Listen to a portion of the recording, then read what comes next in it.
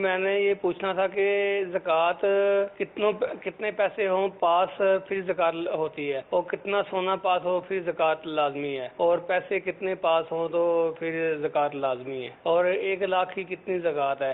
زکوٰۃ کتنے مال پر ہوگی؟ سونا چاندی ایک جواب آ جائے، اور 1 لاکھ پر کتنی ہوگی؟ زکوٰۃ جو ہے وہ ہر مال کا الگ نصاب ہے۔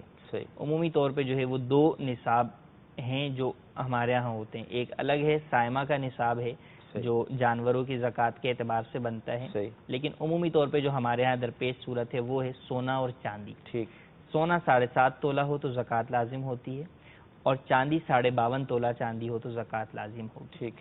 بقیہ جتنی چیزیں ہیں، مال تجارت ہے، پرائز بونڈ ہے، کرنسی ہے، ان سب کے اندر یہ دیکھا جائے گا کہ سونا اور چاندی میں سے اس دور میں جو نصاب کم میں آ جائے۔ صحیح۔ فی زمانہ جو ہے وہ کافی عرصے سے اب جو ہے وہ چاندی ہی جو ہے وہ کم نصاب کے اندر ہے۔ 52.5 تولہ چاندی کے برابر دیکھیں تو 1 تولہ سونا بھی اس سے کہیں زیادہ ہی ہوتا ہے۔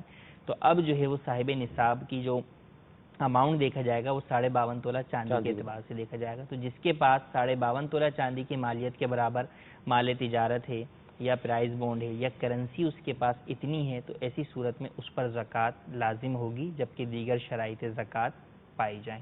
اور زکوٰۃ جو ہے وہ 40واں حصہ یعنی 2.5% لازم ہوتی ہے، تو 1 لاکھ کے اوپر 2,500 روپے زکوٰۃ لازم ہوتی ہے۔